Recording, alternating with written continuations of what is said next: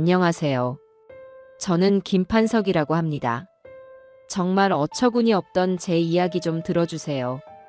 삐이 하는 길고 단조로운 기계음이 고요한 병실을 갈랐습니다. 그 소리는 제 세상의 절반이 무너져 내렸다는 신호였어요. 며칠간 위태롭게 붙들고 있던 아내의 마지막 숨이 기어이 넘어가고 만 겁니다. 저는 앙상하게 마른 아내의 손을 붙잡고 그저 망연자실하게 앉아 있었습니다. 70평생 비바람 부는 세상 속에서 유일하게 내 편이 되어 주었던 사람. 쓴소리 한 번 없이 묵묵히 제 그림자를 지켜주었던 아내가 이제는 싸늘한 온기만 남긴 채 저를 떠나버렸습니다. 의사와 간호사들이 들어와 사망 선고를 하고 마지막 절차들을 밟는 동안에도 저는 현실감이 없었어요. 마치 두꺼운 유리병 너머에서 벌어지는 남의 일을 구경하는 기분이었습니다. 정신을 차려야 했습니다. 아내의 마지막 가는 길을 이렇게 넋놓고 보낼 수는 없었으니까요. 제가 먼저 수습을 해야 아들 녀석도 동요하지 않을 터였습니다. 떨리는 손으로 아들 정도에게 전화를 걸었습니다. 목소리가 제대로 나오지 않았지만 간신히 엄마 같다. 이 세 마디를 뱉어냈습니다. 수화기 너머로 아들의 놀란 숨소리가 들려왔고 곧 며느리 나희의 앙칼진 목소리가 겹쳐 들려왔어요. 30분쯤 지났을까요? 병원 복도 저편에서부터 요란한 구두 소리와 함께 통곡 소리가 들려오기 시작했습니다. 어머님, 어머님, 이렇게 가시면 어떡해요? 며느리 나희였습니다. 복도에 있던 사람들이 모두 쳐다볼 정도로 큰 소리였어요. 병실 문이 열리고 나희는 마치 무대 위 배우처럼 제게 달려와 무릎을 꿇고 바닥을 치며 울기 시작했습니다. 하지만 이상하게도 그 눈물에서는 슬픔이 느껴지지 않았습니다. 그저 소리만 요란할 뿐 감정이 실리지 않은 빈 껍데기 같은 울음이었어요. 뒤따라 들어온 아들 정도는 눈가가 붉어져 있었지만 어쩔 줄 몰라 하며 제 눈치와 며느리 눈치를 번갈아 살필 뿐이었습니다. 아이고, 어머님. 제가 잘해야 했는데, 제가 더 잘 모셨어야 했는데. 나희는 아내의 시신에 매달려 한참을 그렇게 울부짖었습니다. 그 모습이 어찌나 과장되었던지 위로를 건네러 왔던 제 동생조차 섣불리 다가서지 못하고 멈칫할 정도였어요. 저는 말없이 그 광경을 지켜보았습니다. 평소 아내에게 전화 한 통 살갑게 한 적 없던 며느리였습니다. 명절이나 생신 때도 돈봉투 하나 툭 던져주고는 얼굴 한번 제대로 비추지 않던 아이였죠. 그런 아이가 저렇게까지 서럽게 우는 모습은 제 평생 처음 보는 것이었습니다.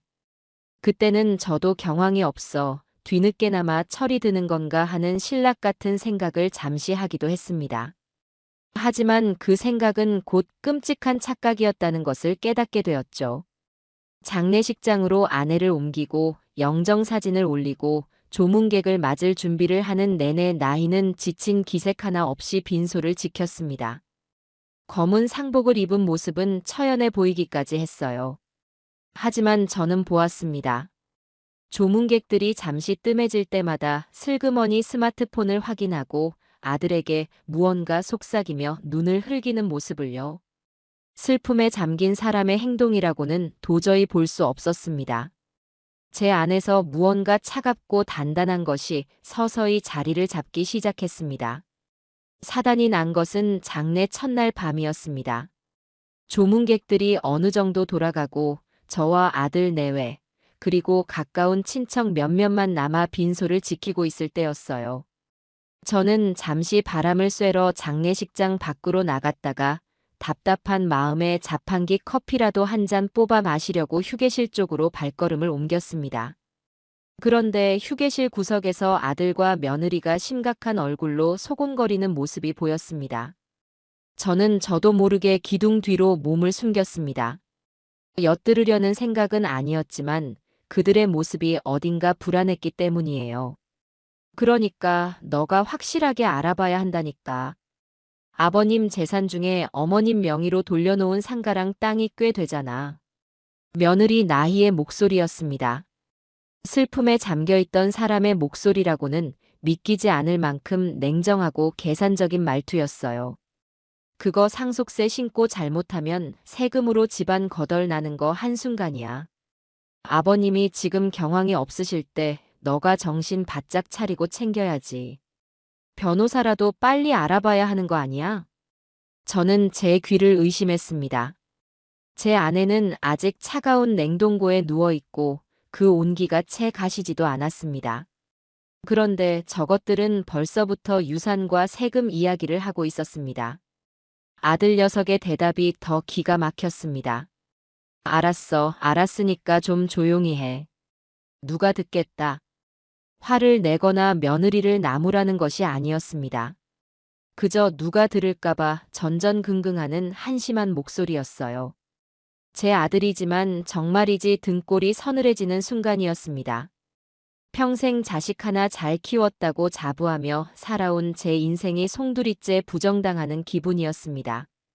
저는 더 이상 듣고 있을 수가 없었어요. 주먹을 쥔 손이 부들부들 떨렸습니다. 당장이라도 달려가 두 인간의 뺨을 후려치고 싶었지만 저는 가까스로 분노를 억눌렀습니다. 지금은 아내의 마지막 길을 지켜야 할 때입니다. 소란을 피워 아내를 두 번 욕보일 수는 없었어요. 저는 조용히 발걸음을 돌려 빈소로 돌아왔습니다. 영정사진 속 아내의 온화한 미소가 오늘따라 유독 슬퍼 보였습니다. 여보, 미안하오. 내가 사람을 잘못 봤고 자식 농사도 잘못 지었소. 마음속으로 몇 번이고 아내에게 사죄했습니다. 그날 이후 저는 아들 내외를 대하는 태도를 바꿨습니다. 겉으로는 아무것도 모르는 척 슬픔에 잠긴 늙은 아버지의 모습을 연기했어요. 하지만 제 머릿속은 차갑게 식어내렸고 앞으로 어떻게 해야 할지에 대한 계획이 톱니바퀴처럼 맞물려 돌아가기 시작했습니다. 저것들에게는 더 이상 자비도 용서도 없다는 것을 제 스스로에게 다짐했습니다. 그리고 장례 둘째 날 저녁, 며느리는 제 결심에 마지막 쐐기를 박는 사건을 터뜨리고야 말았습니다. 그날은 아내의 지인들과 제 사업 관계자들이 가장 많이 몰려와 빈소가 발 디딜 틈 없이 붐비던 시간이었습니다. 며느리 나이는 하얀 소복을 입고 손님들 앞에서 연신 허리를 숙이며 슬픔에 잠긴 며느리의 역할을 완벽하게 소화해내고 있었어요. 사람들은 모두 효심 깊은 며느리라며 칭찬을 아끼지 않았습니다. 바로 그때였습니다. 나이가 갑자기 비틀거리기 시작하더니 어머님 하는 외마디 비명과 함께 그대로 바닥에 쓰러졌습니다. 빈소는 순식간에 아수라장이 되었습니다. 아이고, 며느님이 쓰러지셨네. 얼마나 슬펐으면 저럴까. 여기저기서 안타까워하는 목소리들이 터져 나왔습니다. 아들 정도는 사색이 되어 달려가 며느리를 부축하며 울먹였습니다. 나희야, 정신 좀 차려봐. 여보. 하지만 저는 그 모든 광경을 멀찍이 서서 차가운 눈으로 지켜볼 뿐이었습니다. 제 눈에는 똑똑히 보였어요. 쓰러지기 직전 주변에 사람들이 가장 많이 모여 있는 것을 확인하던 며느리의 계산적인 눈빛을요. 넘어져도 다치지 않을 만한 자리를 골라 사뿐히 쓰러지는 그 교묘한 몸짓을요. 저것은 슬픔이 아니라 완벽하게 계산된 연기였습니다. 아마도 이 지긋지긋한 장례식장에서 벗어나고 싶다는 속셈이었겠죠. 아들은 결국 아무래도 안 되겠습니다. 나이 좀 집에 데려가서 쉬게 해야겠어요. 라며 제게 허락을 구했습니다. 저는 아무 말 없이 고개만 끄덕였습니다. 제 입에서 무슨 말이 나올지 저 자신도 알 수 없었기 때문입니다. 사람들은 모두 아내를 잃은 슬픔에 며느리까지 쓰러졌으니 제가 얼마나 상심이 클까 걱정했지만 그 순간 제 마음속에는 슬픔 대신 칼날 같은 분노와 결심만이 가득 차 있었습니다. 아들의 부축을 받으며 실려나가면서도 며느리의 입가에 스쳐 지나가는 희미한 안도감을 저는 놓치지 않았습니다.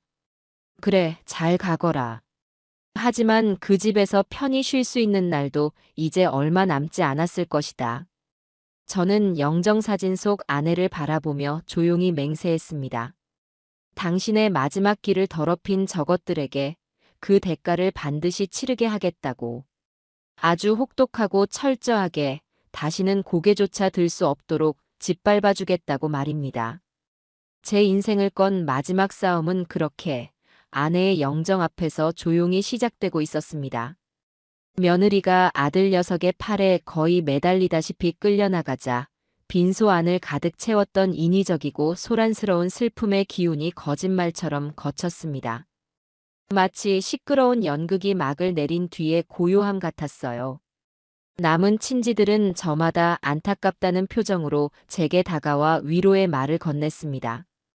착한 며느리가 시어머니를 잃은 슬픔을 이기지 못해 저리 몸져 눕다니 하늘도 무심하시다는 둥의 이야기였죠.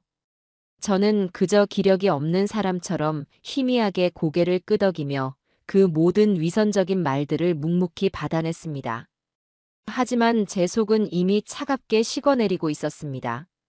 착한 며느리, 슬픔, 헛웃음이 나올 것 같았지만 필사적으로 참아냈습니다. 오히려 저는 그 아이가 사라진 지금 이 순간이 훨씬 더 평화롭고 경건하게 느껴졌습니다. 가짜 울음소리가 사라진 빈소는 비로소 아내를 향한 진정한 애도의 시간으로 채워지는 듯 했어요. 시간은 무의미하게 흘러갔습니다. 아들 녀석은 며느리를 집에 데려다주고 금방 오겠다더니 1시간이 지나고 2시간이 지나도록 감감무소식이었습니다. 처음에는 정말 며느리의 상태가 좋지 않은가 싶어 걱정하는 척하며 전화를 걸었습니다. 신호가 한참 가고 나서야 아들 녀석이 전화를 받더군요. 주변이 소란스러운지 다급하게 조용한 곳으로 이동하는 듯한 소리가 들렸습니다. 아버지, 나이가 겨우 진정하고 이제 막 잠들었어요. 옆에서 좀 더 지켜봐야 할 것 같아요. 금방 갈게요. 그 목소리에는 미안함보다는 무언가를 숨기는 듯한 불안함이 섞여 있었습니다. 저는 더 묻지 않고 그러라고 했습니다. 이미 그들의 행동 하나하나가 제게는 의심의 씨앗이 되어 자라나고 있었기 때문입니다. 친척들도 하나둘 밤이 깊었다며 자리를 뜨고 빈소에는 저와 제 동생, 그리고 조카 민준이 정도만 남게 되었습니다. 텅 빈 장례식장을 보니 아내를 잃었다는 사실이 다시금 실감 나 가슴이 먹먹해졌습니다. 그때 조카 민준이가 다가와 제게 따뜻한 쌍화차 한 잔을 건넸습니다. 큰아버지, 밤이 춥습니다. 이거라도 드시고 기운 내세요. 이 녀석은 어릴 적 아내가 유독 예뻐했던 조카였습니다. 아내도 하늘에서 보고 있다면 녀석의 듬직한 모습을 대견해 하고 있겠지요.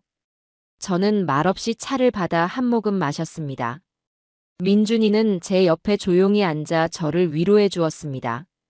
회사 생활은 어떤지, 만나는 사람은 있는지, 시시콜콜한 이야기를 나누다 보니 저도 모르게 잠시 시름을 잊을 수 있었습니다. 그러다 녀석이 문득 생각났다는 듯이 자신의 스마트폰을 꺼내 들었습니다. 아, 맞다.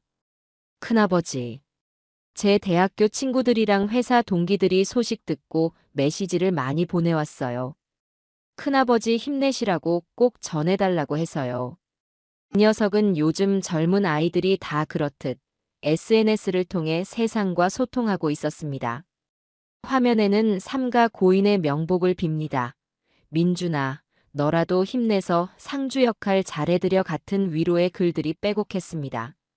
얼굴도 모르는 젊은이들이지만 그 마음 씀씀이가 참 고맙게 느껴졌습니다. 고맙구나. 다들 마음이 참 예쁘다. 제가 화면을 들여다보며 말했습니다. 민준이는 다른 친구가 보낸 것을 보여주겠다며 화면을 옆으로 휙 넘겼습니다. 아주 무심하고 자연스러운 손짓이었습니다. 하지만 바로 그 찰나의 순간 제 심장이 쿵 하고 내려앉았습니다. 동공이 저도 모르게 커지고 숨이 멎는 듯 했어요. 방금 스쳐 지나간 화면 속에서 도저히 있어서는 안 될 장면을 보고야 만 것입니다. 민준아, 잠깐만. 방금 그거 다시 한 번만 보여주겠니? 제 목소리는 형편없이 잠겨 있었고 손끝은 미세하게 떨리고 있었습니다. 민준이는 아무것도 모른 채 고개를 갸웃거리며 방금 전 화면으로 되돌아갔습니다. 그것은 짧은 동영상이었습니다. 시끄러운 음악과 함께 현란한 무대 조명이 번쩍이고 있었고 수천 수만 명의 사람들이 무대를 향해 열광적으로 소리를 지르고 있었습니다. 요즘 가장 인기 있다는 아이돌의 콘서트장이 틀림없었습니다. 그리고 그 영상의 맨 앞줄, 카메라가 바로 뒤에서 촬영하고 있는 그 위치에 한 여자가 있었습니다. 머리에는 가수의 이름이 적힌 우스꽝스러운 머리띠를 하고 손에는 야광봉을 든 채 거의 발작하듯이 몸을 흔들고 있었습니다. 한껏 상기된 얼굴로 무대를 향해 소리를 지르는 그 얼굴은 제가 오늘 하루 종일 지겹도록 보았던 바로 그 얼굴, 제 며느리 오나희였습니다. 슬픔에 겨워 실신했다던 바로 그 시간에 저곳에서 세상 가장 큰 기쁨을 만끽하고 있었던 겁니다. 이게 형수님? 민준이 역시 화면 속의 인물을 알아보고는 경악을 금치 못했습니다. 그 녀석의 얼굴이 새하얗게 질려서는 어찌할 바를 모르고 제 눈치만 살폈습니다. 저는 떨리는 손으로 민준이의 스마트폰을 거의 빼앗듯이 받아들었습니다. 그리고 영상과 함께 적힌 글들을 확인했습니다. 인생 콘서트, 스트레스 싹, 초대권 고마워 친구야. 영상이 게시된 시간은 정확히 1시간하고도 15분 전. 며느리가 빈소에서 쓰러지는 연기를 하고 아들 녀석의 차를 타고 이곳을 빠져나간 지 불과 1시간 만에 벌어진 일이었습니다. 스트레스가 싹 풀린다고요? 시어머니의 장례식장에서 쌓인 스트레스라도 풀고 있었다는 말입니까? 머릿속이 하얗게 비어버리는 것 같았습니다. 분노라는 감정조차 느껴지지 않았어요. 그저 거대한 배신감과 인간이라는 존재에 대한 깊은 혐오감이 온몸을 휘감았습니다. 이것은 단순히 철없는 행동이 아니었습니다. 이것은 고인에 대한 능멸이자 남은 가족들에 대한 기만이었습니다. 인간의 탈을 쓰고 어찌 저런 짓을 할 수가 있을까요? 저는 스마트폰을 쥔 손을 너무 세게 움켜쥐어 손가락 마디마디가 하얗게 변할 정도였습니다. 당장이라도 아들 녀석에게 전화를 걸어 이 영상을 눈앞에 던져주고 싶었습니다. 그리고 저 며느리라는 여자의 머리채를 잡고 이곳 장례식장으로 끌고 와 아내의 영정사진 앞에 무릎을 꿇리고 싶었습니다. 하지만 저는 가까스로 치밀어 오르는 분노를 억누르고 이성의 끈을 붙잡았습니다. 지금은 때가 아니다. 지금 내가 흥분해서 모든 것을 망쳐버리면 아내의 마지막 가는 길만 더럽히는 꼴이 될 뿐이다. 복수는 뜨거울 때 하는 것이 아니라 가장 차갑고 냉정할 때, 상대가 가장 행복하다고 믿는 순간의 숨통을 끊어버려야 하는 법입니다. 저는 여러 번의 깊은 심호흡 끝에 간신히 평정을 되찾았습니다. 저는 굳은 얼굴로 민준이를 바라보았습니다. 민준아, 놀라지 말고 내 말 잘 들어라. 이건 단순한 집안 문제가 아니다.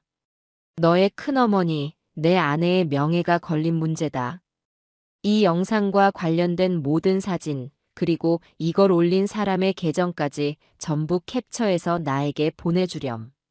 아주 조용히, 아무도 모르게. 그리고 오늘 밤 너가 본 것은 무덤까지 가지고 가는 거다. 그 누구에게도, 특히 너의 정도 형에게는 털끝만큼도 내비쳐서는 안 된다. 할 수 있겠니? 제 목소리가 얼마나 서슬퍼런 기운을 담고 있었던지 민준이는 겁에 질린 표정으로 고개를 미친 듯이 끄덕였습니다. 이 녀석은 제 지시대로 증거들을 빠짐없이 수집해서 제 스마트폰으로 전송했습니다.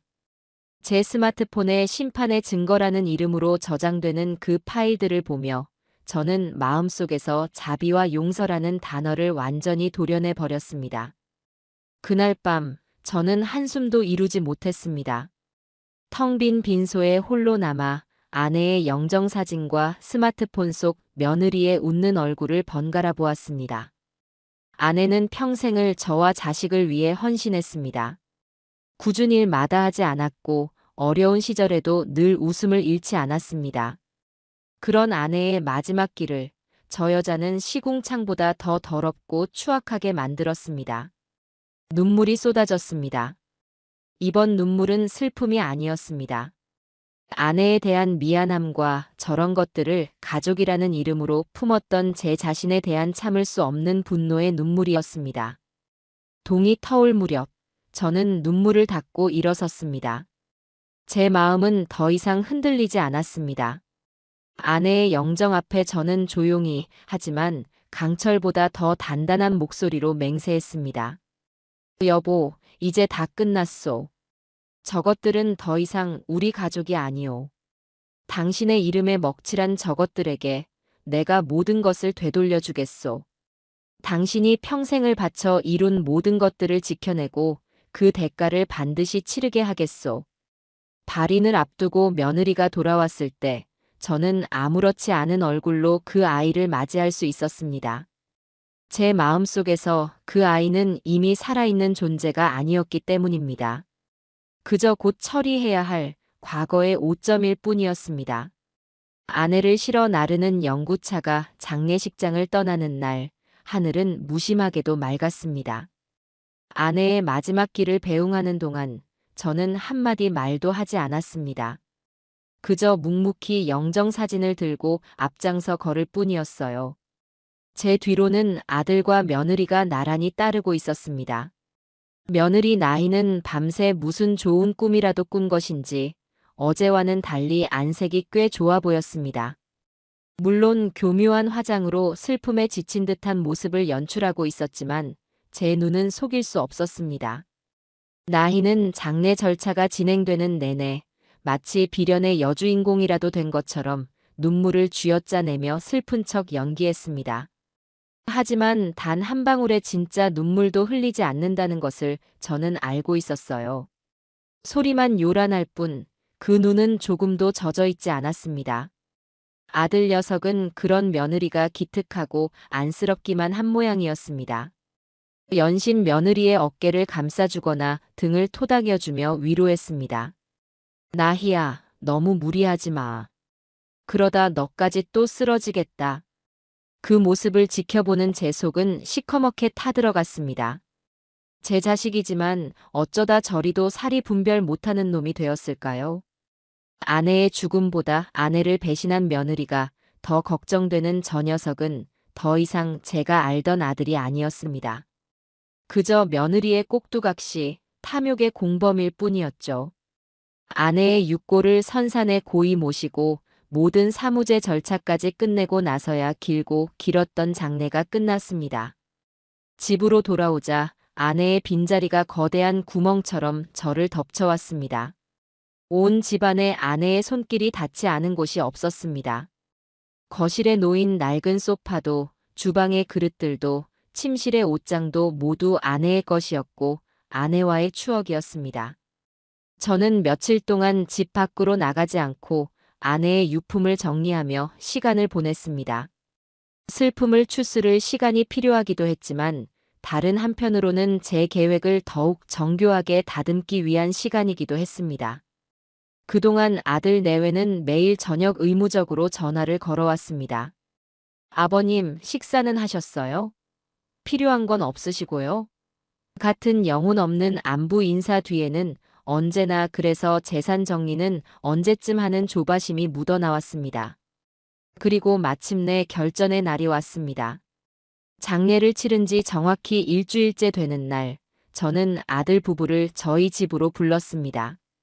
두 사람은 아마도 상속 문제에 대한 이야기가 나올 것이라 기대했는지 평소보다 훨씬 공손하고 단정한 모습으로 나타났습니다. 저는 두 사람을 아내가 아끼던 거실 소파에 마주보고 앉혔습니다.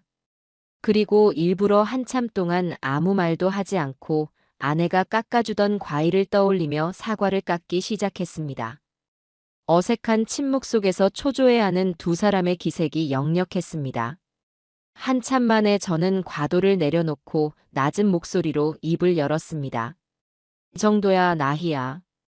이제 내 어미도 갖고 나도 언제까지 너희들 곁에 있을지 모르는 일 아니냐. 이제 슬슬 모든 것을 정리해야 할 때가 온 것 같다. 제 말에 두 사람의 눈이 반짝 빛나는 것을 똑똑히 보았습니다. 저는 속으로 쓴웃음을 삼키며 가장 중요한 미끼를 던졌습니다. 내 어미 앞으로 된 재산들이 생각보다 좀 복잡하게 얽혀 있더구나. 상가도 있고 시골에 땅도 좀 있고. 이걸 제대로 정리하려면 일단 내 재산까지 전부 합쳐서 전체 규모를 파악해야 상속세를 정확히 계산할 수 있다고 하더라. 저는 일부러 세무 용어를 몇 개 섞어가며 최대한 복잡하고 어려운 문제인 것처럼 부풀려서 설명했습니다. 세무사 말이 자칫 잘못 신고하면 나중에 세금 폭탄을 맞아서 상속받는 재산보다 토해내는 세금이 더 많을 수도 있다고 겁을 주더구나. 그래서 말인데 너희들이 좀 도와줘야겠다. 며느리가 기다렸다는 듯이 몸을 앞으로 기울이며 물었습니다. 네, 아버님. 저희가 뭘 도우면 될까요? 뭐든지 말씀만 하세요. 그 적극적인 모습이 참으로 가증스러웠습니다. 저는 바로 그때 결정적인 한 방을 날렸습니다. 그래, 고맙다. 일단 너희가 지금 살고 있는 그 아파트, 그거 원래 내 명의로 되어 있는 거 알지?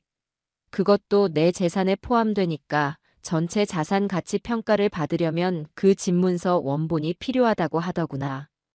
그리고 세무사한테 모든 걸 일임하려면 위임장이 필요한데 그러려면 너희 두 사람 인감도장이랑 인감증명서도 있어야 한단다. 어차피 한 번 할 때 모든 서류를 완벽하게 구비해서 맡겨야 일이 깔끔하게 처리되지 않겠니? 제 말이 끝나자 두 사람은 잠시 서로의 얼굴을 쳐다보았습니다. 그들의 머릿속에서는 아마 상속받을 수십억의 재산을 두고 행복한 계산기가 쉴 새 없이 돌아가고 있었을 겁니다. 집문서와 인감. 그것이 어떤 법적 효력을 갖는지 성인이라면 모를 리 없는 중요한 서류들입니다. 하지만 절세와 상속이라는 달콤한 미끼 앞에서 그들의 이성은 완벽하게 마비되어 버렸습니다. 아, 그럼요, 아버님. 당연히 그래야죠. 아버님이 알아서 다 해주시는데 저희가 그 정도도 못하겠어요? 지금 바로 집에 가서 가져올게요. 며느리는 마치 큰 선물이라도 받은 아이처럼 기쁜 기색을 감추지 못했습니다. 아들 녀석 역시 아버지가 최고예요. 저희는 이런 거 하나도 모르는데 아버지만 믿겠습니다. 라며 바보 같은 소리를 했습니다. 저는 그들의 등을 떠밀 듯 말했습니다. 그래, 이왕이면 오늘 중으로 가져오너라. 내가 내일 아침 일찍 세무사랑 약속을 잡아놨거든. 시간이 금이다. 두 사람은 쏜살같이 집으로 달려갔고 1시간도 채 되지 않아 서류 봉투 하나를 들고 돌아왔습니다. 그 안에는 그들이 살고 있는 강남 아파트의 집문서와 그들의 이름이 선명하게 찍힌 인감증명서, 그리고 그들의 모든 것을 증명하는 인감도장이 고스란히 담겨 있었습니다.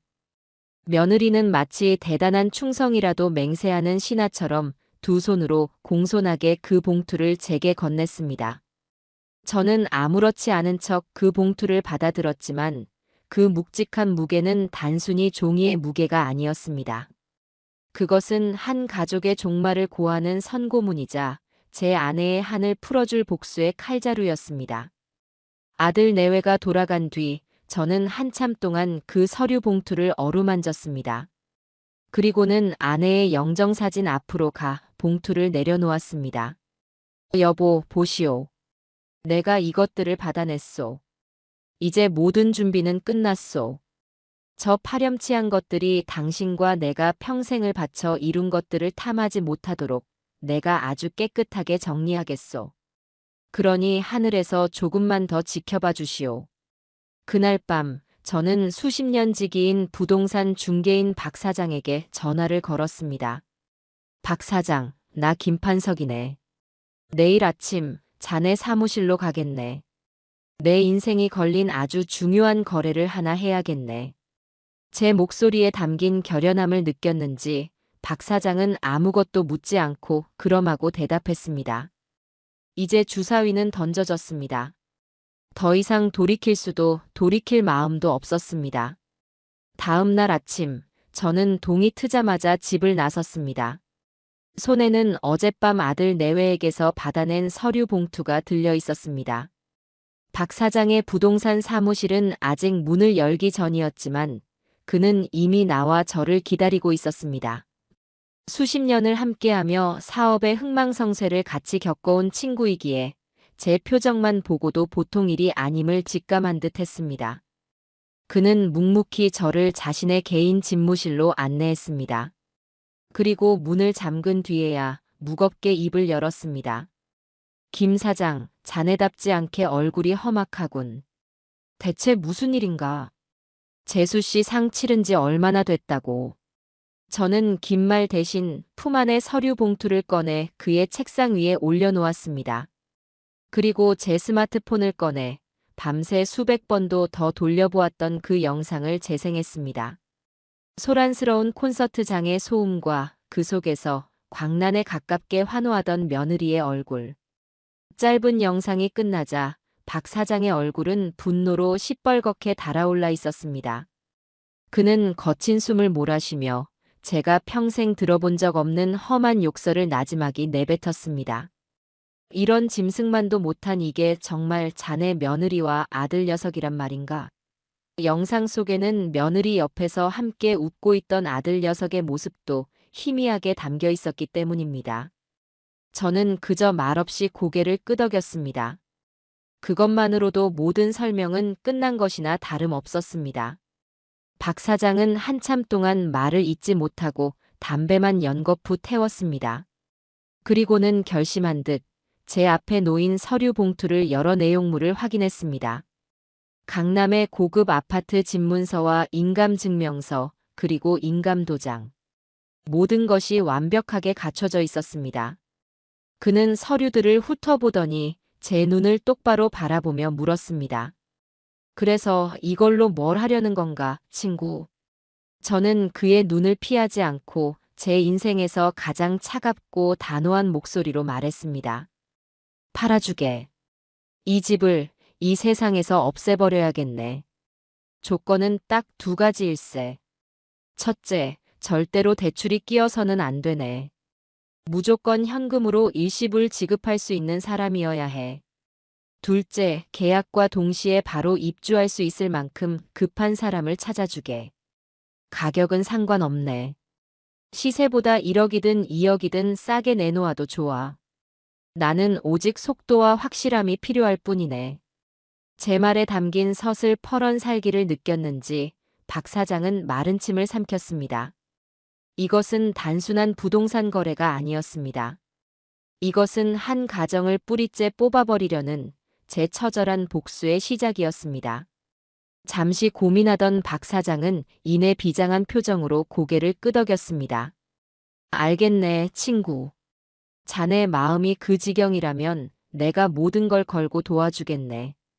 마침 얼마 전 미국에서 급히 귀국한 의사 부부가 있는데 현금은 두둑하지만 아이들 학교 문제 때문에 당장 들어갈 집을 구하지 못해 발을 동동 구르고 있었네. 그 사람들에게 한번 붙여보겠네. 자네 조건과 딱 들어맞을 것 같아. 그날 이후 모든 것은 박 사장의 지휘 아래 일사천리로 진행되었습니다. 저는 아들 내외에게는 세무 절차가 복잡해서 시간이 좀 걸린다고 둘러댔습니다. 그들은 제 말을 철석같이 믿고 상속받을 재산으로 무엇을 할지 행복한 고민에 빠져 있었습니다. 며느리는 벌써부터 신형 외제차 카탈로그를 보고 있었고 아들 녀석은 사업을 확장할 궁리에 여념이 없었습니다. 그들의 어리석은 모습을 전화기 너머로 전해 들으며 저는 조용히 제 다음 계획을 실행에 옮겼습니다. 바로 아들 녀석의 집에 남아있는 아내의 마지막 흔적들을 회수하는 일이었습니다. 저는 아들 부부가 골프 약속으로 이른 아침 집을 비운 틈을 타 예비키를 이용해 그들의 집에 들어갔습니다. 집안은 온통 값비싼 명품과 사치품들로 가득했습니다. 제가 피땀 흘려번 돈으로 사준 집이었지만 그 어디에서도 아내와 함께했던 따뜻한 온기는 찾아볼 수 없었습니다. 저는 곧장 안방으로 들어가 며느리가 거들떠보지도 않고 장롱 구석에 처박아 두었던 아내의 낡은 자개함부터 꺼냈습니다. 그 안에는 아내가 시집 올 때 가져왔던 작은 폐물들과 제가 젊은 시절 선물했던 싸구려 브로치가 들어 있었습니다. 저는 그것들을 소중하게 품에 안았습니다. 그리고 거실 장식장 위에 놓인 가족 사진을 떼어냈습니다. 사진 속에서 환하게 웃고 있는 아내의 얼굴 옆에 가식적인 미소를 짓고 있는 두 사람의 얼굴을 더 이상 보고 있을 수 없었습니다. 베란다 구석에서 먼지를 뒤집어 쓴 채 시들어가고 있던 아내의 난초 화분까지 저는 그 집에 남아있는 아내의 모든 기억들을 남김없이 챙겨 나왔습니다. 이제 이 집은 제게 아무런 의미도 없는 텅 빈 공간일 뿐이었습니다. 며칠 후 박 사장에게서 모든 준비가 끝났다는 연락이 왔습니다. 의사 부부는 시세보다 훨씬 저렴한 가격에 두말 없이 계약을 결정했고 계약 당일 잔금 전액을 현금으로 치르기로 약속했습니다. 저는 변호사 사무실에서 의사 부부를 만났습니다. 그들은 예의 바르고 선량한 사람들이었습니다. 저는 그들에게 단 한 가지만을 부탁했습니다. 계약이 완료되고 소유권 이전 등기가 끝나는 즉시 바로 다음 날 아침에 이삿짐을 들고 그 집으로 들어가 달라고요. 그들은 제 제안에 조금 놀란 듯 했지만 급하게 집을 구하던 처지라 흔쾌히 동의해 주었습니다. 마침내 계약서에 제 인감 도장을 찍는 순간이 왔습니다. 묵직한 도장이 하얀 종이 위에 붉은 인주를 새기는 것을 보며 저는 묘한 해방감을 느꼈습니다.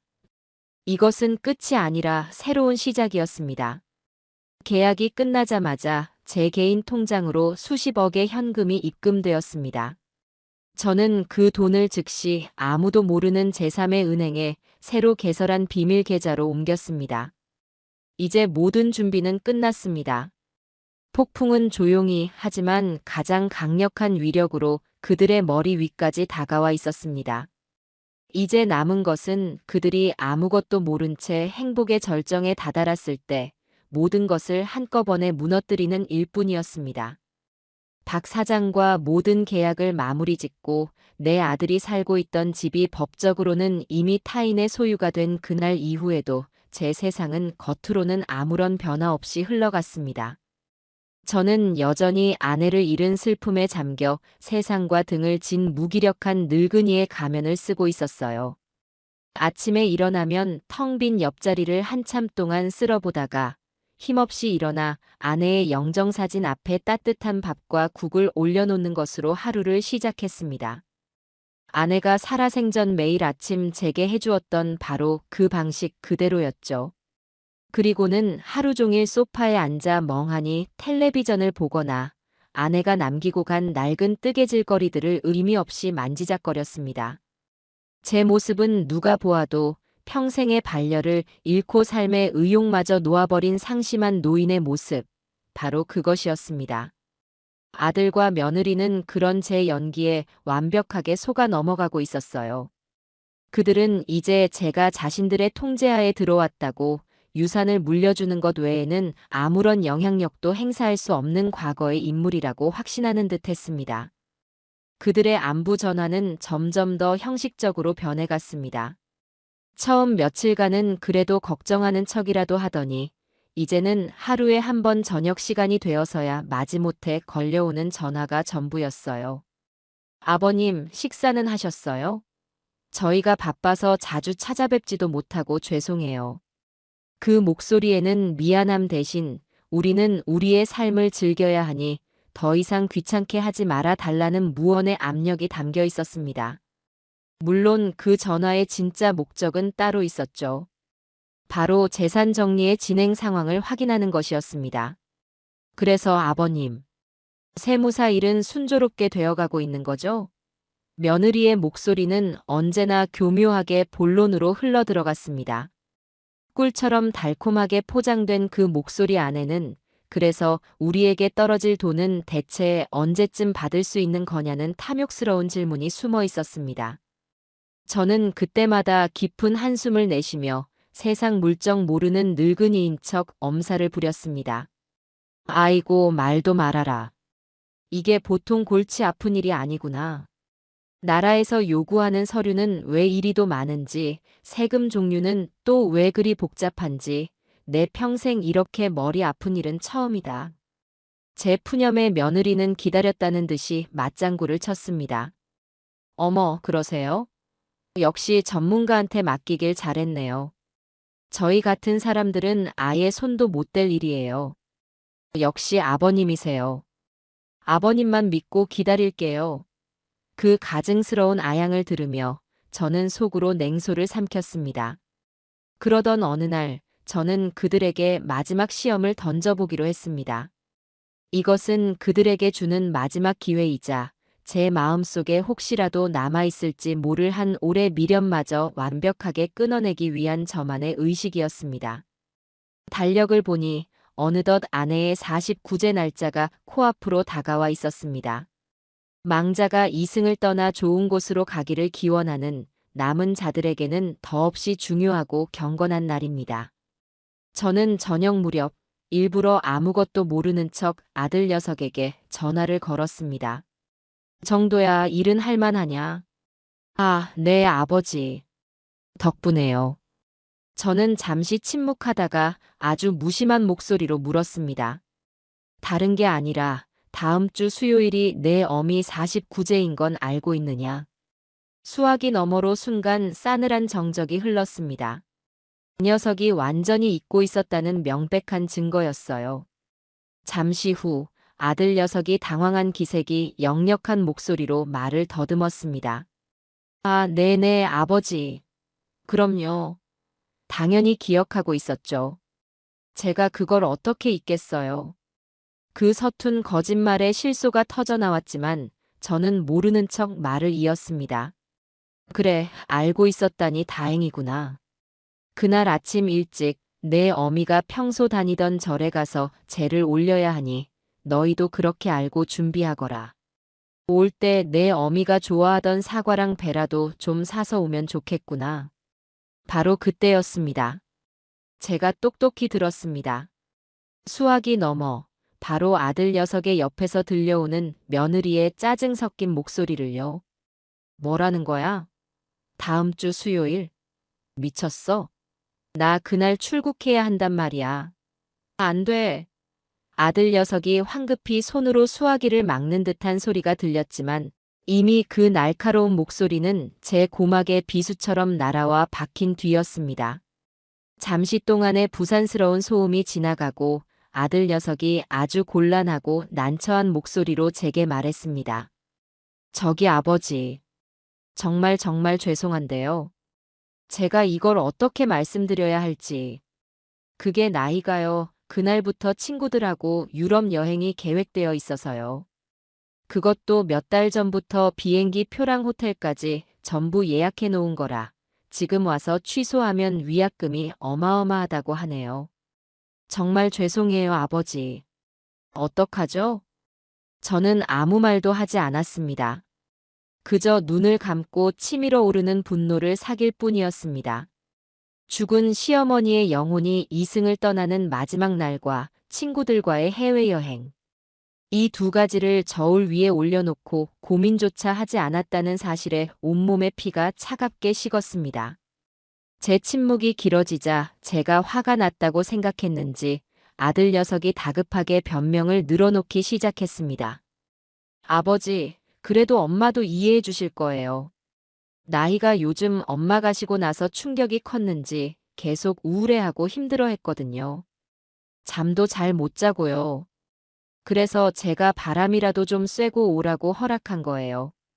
기분 전환이라도 해야 다시 기운 차릴 것 같아서. 쟤는 꼭 그날 올려야 하는 건 아니잖아요. 저희 돌아와서 따로 시간 내서 절에 다녀오면 안 될까요? 네, 아버지. 충격, 우울. 저는 기가 막혀 헛웃음이 터져 나오는 것을 간신히 참았습니다. 장례식장에서 콘서트장으로 달려가 스트레스를 해소하고 이제는 시어머니 49제를 피해 유럽으로 힐링 여행을 떠나겠다는 저것들에게 인간의 도리를 기대했던 제가 어리석었습니다. 저는 그때 완벽하게 깨달았습니다. 저것들은 구제불능이라는 것을요. 제 마음속에 신라처럼 남아있던 혹시나 하는 마지막 기대와 미련이 산산조각 나 먼지처럼 흩어져 내렸습니다. 저는 아주 평온한, 그래서 오히려 섬뜩하게 들릴 만큼 차분한 목소리로 대답했습니다. 그래, 알겠다. 그럴 수 있지. 죽은 사람은 이미 말이 없고 산 사람은 살아야지. 너희 어미도 아마 너희들이 즐겁게 지내는 걸 더 바랄 게다. 나이더러 아무 걱정 말고 재미있게 잘 다녀오라고 전해주거라. 제 대답이 너무나 예상 밖이었는지 아들 녀석은 오히려 당황하며 몇 번이고 정말 괜찮으시겠어요, 아버지? 정말 저희 없이 혼자 괜찮으시겠어요? 하고 되물었습니다. 저는 그럼 괜찮고 말고. 이 애비는 이제 혼자가 더 편하다. 그러니 너희는 너희 인생이나 즐겨라. 라는 말을 끝으로 전화를 끊었습니다. 전화를 끊고 나서 저는 소파에 깊숙이 몸을 묻었습니다. 이제 모든 시험은 끝났습니다. 그들은 스스로 자신들의 가치를 증명했고 제게 마지막 확신을 주었습니다. 제가 그들에게 베풀 수 있는 마지막 자비는 이제 파멸의 낭떠러지 바로 앞에서 가장 달콤하고 화려한 꿈을 꾸게 해주는 것뿐이었습니다. 바로 다음 날, 저는 계획의 마지막 퍼즐 조각을 맞추기 시작했습니다. 저는 일부러 아들 내외를 저녁 식사에 초대했습니다. 마지막 만찬이었죠. 저는 평소와 달리 아주 인자하고 너그러운 아버지의 모습을 연기했습니다. 그리고 식사가 끝날 무렵 아주 중요한 이야기라는 듯이 운을 떼었습니다. 정도야. 내가 며칠 동안 혼자 곰곰이 생각해 보았다. 내가 언제까지 너희들 뒷바라지를 해줄 수도 없는 노릇이고 이 많은 재산을 내가 죽을 때까지 쥐고 있어 봐야 무슨 소용이 있겠느냐. 어차피 다 너희에게 물려줄 것. 너희가 한 살이라도 젊고 힘있을 때 쓰는 것이 더 현명하겠다는 생각이 들더구나. 제 말에 아들 내외의 눈이 휘둥그레졌습니다. 저는 그들의 타오르는 탐욕의 불길에 기름을 부었습니다. 마침 세무사와 상의해보니 미리미리 증여를 해두는 것이 나중에 상속세를 무는 것보다 훨씬 유리하다고 하더구나. 그래서 내가 결심했다. 내가 가진 현금 자산의 일부를 너희에게 미리 증여해 주기로. 아들과 며느리는 거의 숨도 쉬지 않고 제 입만 쳐다보고 있었습니다. 저는 아주 통 큰 사람인 척 손가락 하나를 펴 보였습니다. 일단 급한 대로 10억 정도 먼저 너희에게 보내주마. 너는 그 돈으로 사업 확장하는 데 보태 쓰거라. 그리고 나희, 너는 그 돈으로 유럽 가서 사고 싶은 거 마음껏 사고 좋은 구경 많이 하고 오너라. 이 애비가 주는 마지막 용돈이다 생각하고. 네. 아, 아버지. 저 정말이세요? 10억 원을요? 아들 녀석의 목소리는 거의 울음에 가까웠습니다. 며느리는 입을 틀어막고는 믿을 수 없다는 표정으로 저와 아들을 번갈아 쳐다보았습니다. 저는 아주 인자한 미소를 지으며 말했습니다. 아비가 자식한테 그 정도도 못 해주겠느냐. 대신 이걸로 당분간은 돈 문제로 나를 귀찮게 하지 말거라. 나도 내 노후는 생각해야 하지 않겠니? 그날 밤 아들 내외는 제게 거의 절을 하다시피 하며 돌아갔습니다. 아버지, 정말 감사합니다. 이 은혜는 평생 잊지 않고 효도하며 갚겠습니다. 그들의 텅 빈 맹세를 들으며 저는 조용히 돌아섰습니다.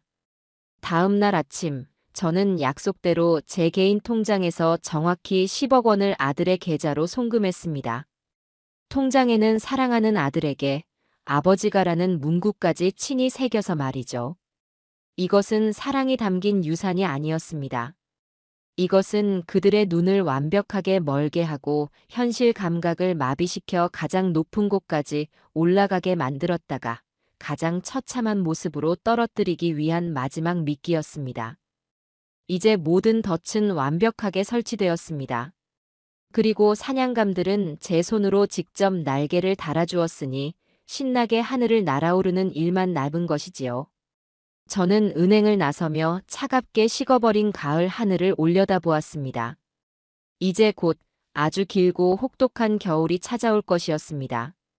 제가 던져준 10억이라는 달콤한 독은 예상보다 훨씬 더 빠르고 강력하게 아들 내외의 영혼을 잠식해 들어갔습니다. 그들은 마치 평생을 굶주렸던 사람들처럼 갑자기 손에 쥔 거금을 주체하지 못하고 광란에 가까운 돈잔치를 벌이기 시작했어요. 저는 그들의 SNS를 통해 하루하루 타락의 절정으로 치닫는 그들의 삶을 지척에서 지켜보는 관객이 되었습니다. 그것은 마치 한 편의 저속하고 역겨운 막장 드라마를 보는 것과 같았어요. 며느리 나이는 약속대로 친구들과 함께 유럽으로 떠났습니다. 그녀의 SNS 계정은 그야말로 사치와 허영의 전시장이었습니다. 첫날부터 공항 라운지에서 샴페인을 터뜨리는 사진으로 시작해서 비행기 1등석의 넓은 좌석에 다리를 꼬고 앉아 명품 잡지를 보는 설정 사진이 올라왔습니다. 파리에 도착해서는 에펠탑이 보이는 최고급 호텔 스위트룸에서 하룻밤에 수백만 원을 태웠고 다음 날부터는 샤넬, 에르메스, 루이비통 같은 명품 매장을 순회하며 쇼핑백을 산더미처럼 쌓아 올린 인증 사진들을 실시간으로 게시했습니다. 해시태그 이번 여행 의전리품들, 해시태그 역시 쇼핑은 파리, 해시태그 통큰아버님 덕분에 호강 같은 해시태그들은 제 눈을 찌르는 날카로운 바늘과도 같았습니다. 특히 제 분노를 들끓게 했던 것은 스위스의 눈 덮인 융프라우 정상에서 찍어 올린 사진이었습니다. 새하얀 설원을 배경으로 최고급 샴페인을 들고 환하게 웃고 있는 사진 밑에 돌아가신 어머님도 제가 이렇게 행복하게 사는 걸 분명 기뻐해 주실 거예요.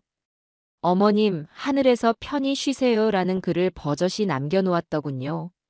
저는 그 구역질 나는 위선과 뻔뻔함에 치를 떨었습니다. 제 아내의 이름을 저 더러운 사치와 향락의 밑거름으로 삼는 저 여자를 도저히 용서할 수가 없었습니다. 저는 말없이 그 모든 사진과 글들을 하나도 빠짐없이 캡처해서 심판의 증거 폴더에 차곡차곡 저장했습니다. 아들 녀석의 타락은 며느리보다 더하면 더했지 결코 덜하지 않았습니다. 이 녀석은 그 돈을 받자마자 가장 먼저 하던 일은 자신의 초라한 국산차를 처분하고 억소리 나는 독일제 빨간색 스포츠카를 계약하는 것이었습니다. 그리고는 보란듯이 그 차를 몰고 강남의 온갖 유흥가를 휘젓고 다니며 돈을 물처럼 뿌렸습니다. 오픈카의 계절, 성공은 이렇게 하는 것. 아버지 존경합니다. 같은 허세 가득한 글들을 볼 때마다 저는 제 자식 농사가 얼마나 처참하게 실패했는지를 뼈저리게 실감해야 했습니다. 성공. 제 돈으로 산 장난감을 가지고 성공을 운운하는 저 철부지는 자신이 몰고 있는 것이 자동차가 아니라 지옥으로 향하는 급행열차라는 사실을 꿈에도 깨닫지 못하고 있었죠. 이 녀석은 사업을 확장하겠다며 멀쩡한 사무실을 때려 부수고 수억 원을 들여 인테리어 공사를 시작했고 검증되지도 않은 사업 아이템에 묻지마 투자를 감행했습니다. 주변에는 그의 돈을 노리는 하이에나 같은 인간들만 들끓기 시작했습니다. 그들은 김 사장님, 대표님하고 굽실거리며 녀석의 간을 빼먹고 있었지만 정작 녀석은 자신이 대단한 사업가라도 된 것처럼 그들의 아첨을 즐기고 있었습니다. 그렇게 그들이 허상과도 같은 행복의 절정에서 허우적거리는 동안 저는 조용하고 은밀하게 제 계획의 마무리를 준비하고 있었습니다. 먼저 박 사장을 통해 집을 매수한 의사 부부에게 정중하게 연락을 취했습니다. 그들은 훌륭한 인품을 가진 사람들이었고 제 사정을 어렴풋이 짐작하면서도 묵묵히 기다려주고 있었습니다. 저는 그들에게 감사의 표시로 작은 선물을 보내며 마침내 운명의 날짜를 통보했습니다. 이제 모든 준비가 끝났습니다. 다음 주 월요일 아침 9시 정각입니다. 그 시간에 맞춰 이삿짐과 함께 대구로 들어가시면 모든 것이 해결될 겁니다. 혹시라도 그 과정에서 아주 조금이라도 불미스러운 일이 생긴다면 모든 법적 문제와 금전적 보상은 제가 책임지겠습니다. 아무 걱정 마십시오. 의사 부부는 제 목소리에 담긴 확신을 믿고 약속된 시간에 정확히 움직이겠다고 대답해 주었습니다. 그리고 저는 곧장 저의 오랜 법률 자문인 최 변호사를 찾아갔습니다. 저는 그에게 그동안 제가 겪었던 모든 일들을 털어놓았습니다. 아내의 장례식장에서 벌어진 일부터 며느리의 SNS 증거 자료들까지 모두 보여주었죠. 모든 것을 확인한 최 변호사는 한동안 말을 잇지 못하고 깊은 한숨만 내쉬었습니다. 그리고는 제게 이렇게 말하더군요. 회장님, 정말 힘든 결정을 하셨습니다. 하지만 그 결정이 옳았다고 생각합니다. 저는 그에게 제 남은 재산 전부와 아들의 집을 판 대금을 합쳐 아내의 이름으로 된 장학재단을 설립하고 싶다는 뜻을 밝혔습니다.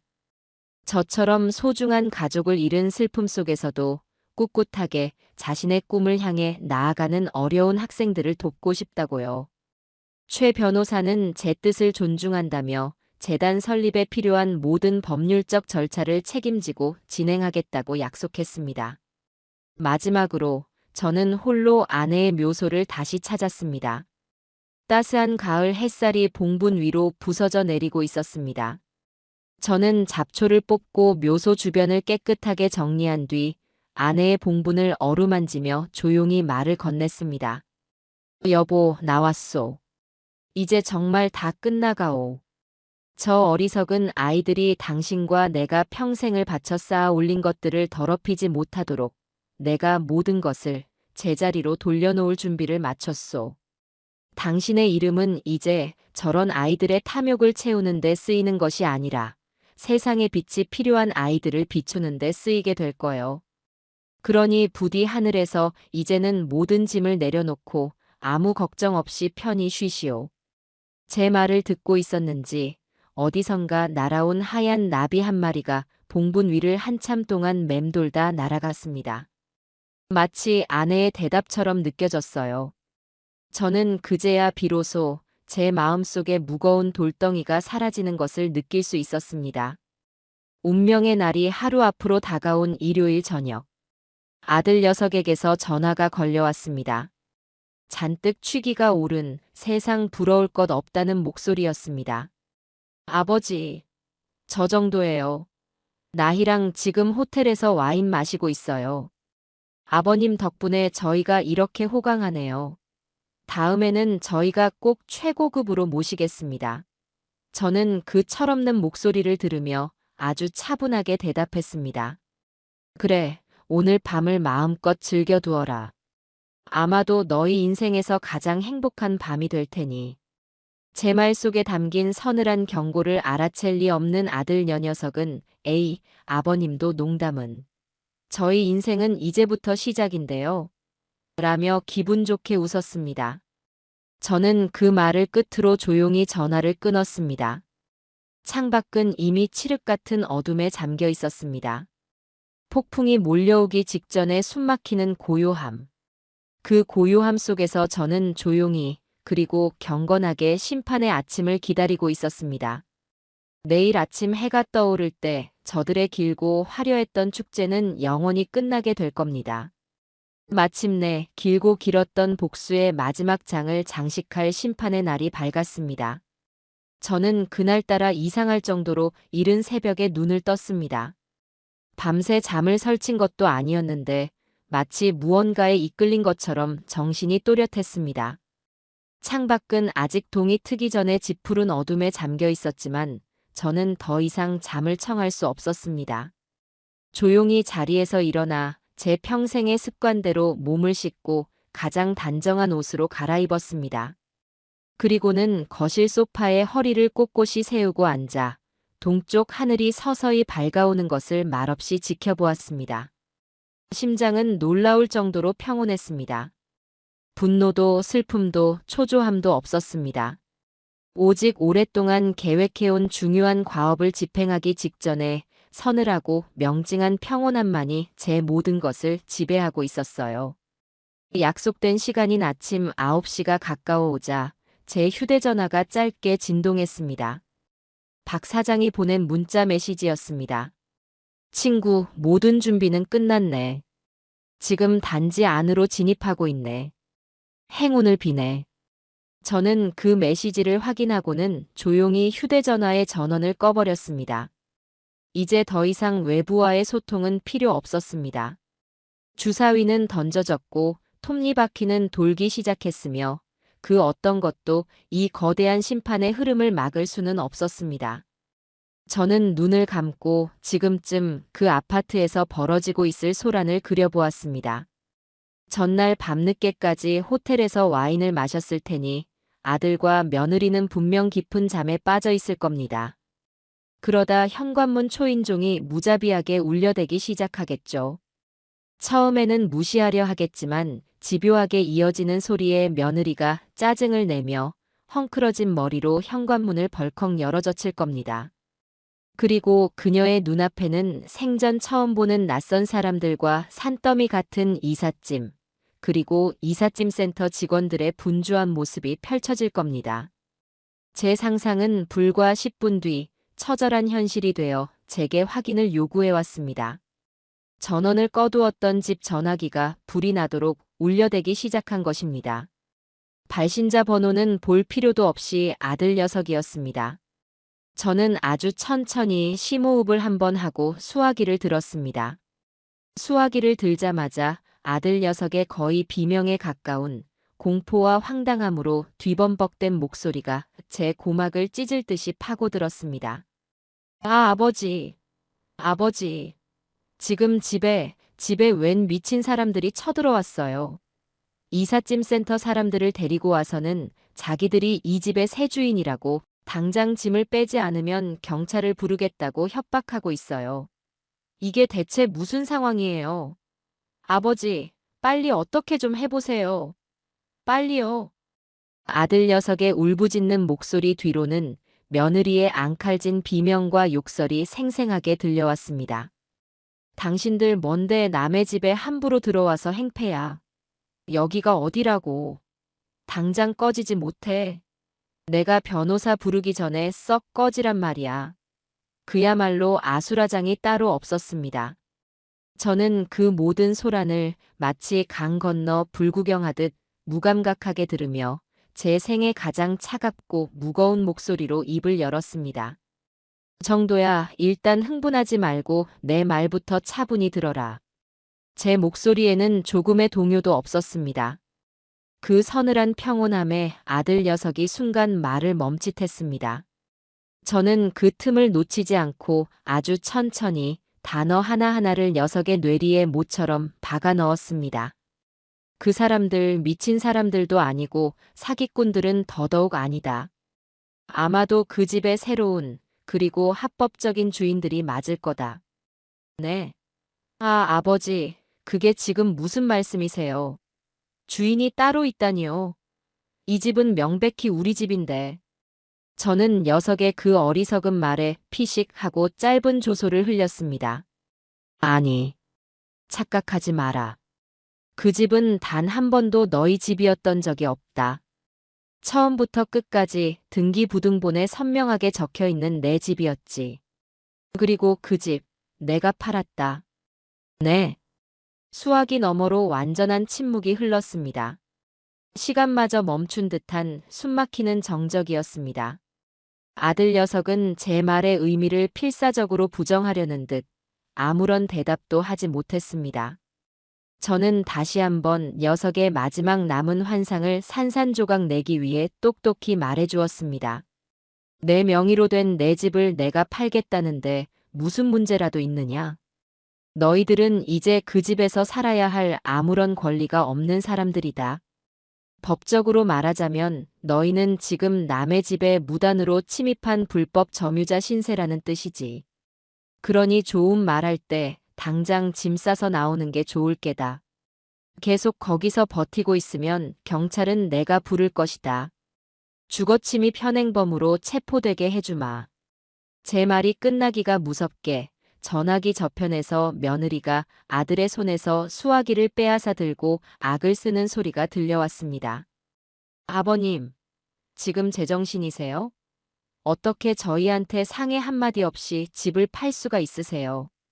이건 사기예요. 무효라고요. 저희는 이 집에서 단 한 발짝도 못 나가요. 절대로요. 저는 그 바락에 가까운 목소리를 들으며 나지막이 하지만 그 어떤 천둥 소리보다 더 무섭게 말했습니다. 나희야, 너는 지금 그렇게 소리 지르고 있을 때가 아닐 텐데. 죽은 시어미 장례식장에서 몰래 빠져나가 콘서트 보러 갈 배짱은 있었고 시어미 49제 날에 유럽으로 여행 갈 배짱은 있었으면서 이 늙은 아비랑 앉아서 상의할 시간은 없었더냐. 제 한마디에 며느리의 기세등등하던 목소리가 거짓말처럼 멎었습니다. 모든 것을 알고 있었다는 제 말 한마디가 그 아이의 마지막 바람마저 무너뜨려 버린 겁니다. 저는 마지막 통보를 날렸습니다.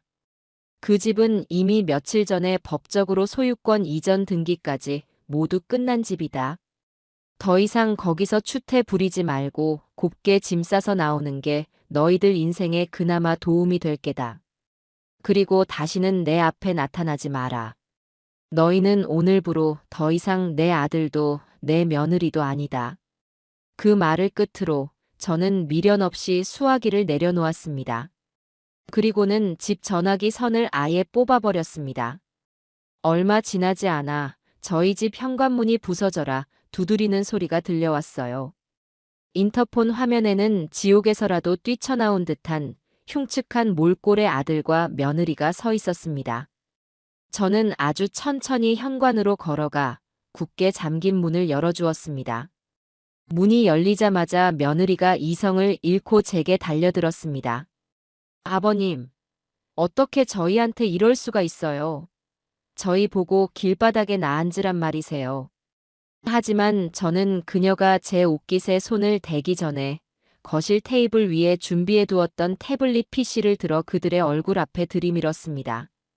화면에는 아주 선명한 고화질로 며느리가 콘서트장에서 야광봉을 흔들며 세상을 다 가진 듯이 웃고 있는 영상이 소리 없이 무한 반복되고 있었습니다.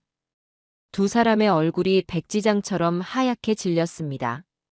특히 며느리는 자신의 가장 추악한 비밀이 만천하에 드러난 범죄자처럼 공포에 질린 눈으로 뒷걸음질 쳤습니다. 저는 그들을 향해 제 평생의 분노와 경멸을 담아 마지막 선고를 내렸습니다. 그것이 너희가 내 어미의 무덤에 침을 뱉은 값이다. 내가 마지막 선물로 준 10억으로 외제차를 사고 명품을 사니 세상을 다 가진 것 같았더냐? 그 돈은 너희에게 주는 유산이 아니었다. 너희같이 더럽고 추악한 것들을 내 인생에서 완전히 해고하면서 주는 마지막 퇴직금이었을 뿐이다. 이제 그 남은 돈으로 어디 변두리에 월세방이라도 구해서 너희들끼리 한번 잘 살아보거라. 그리고 다시는 내 눈앞에 나타나지 마라.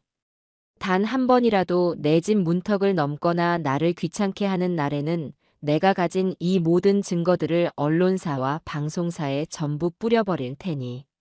너희 인생이 사회적으로 완전히 매장당하고 싶지 않다면 내 앞에서 썩 꺼져라. 제 지옥의 불벼락 같은 고함에 두 사람은 넋이 나간 사람처럼 아무 말도 하지 못하고 그 자리에 얼어붙었습니다. 저는 그들을 벌레 보듯 쳐다본 뒤 안으로 들어가 현관문을 쾅 하고 닫아버렸어요.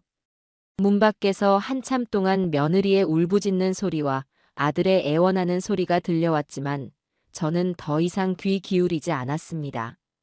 제 길고 길었던 복수는 그렇게 완벽하게 끝이 났습니다. 그리고 제게는 텅 비어버린 집안에서 아내의 이름으로 된 새로운 인생을 시작하는 고요하고 평화로운 시간만이 남아 있었습니다. 육중한 현관문이 닫히는 순간 제 세상은 완전한 고요 속으로 잠겨들었습니다. 문 하나를 사이에 두고 한쪽은 지옥의 아수라장이었고 다른 한쪽은 냉혹한 평온만이 감돌았죠. 문 밖에서는 한동안 인간이 낼 수 있는 모든 종류의 처절한 소리가 들려왔습니다.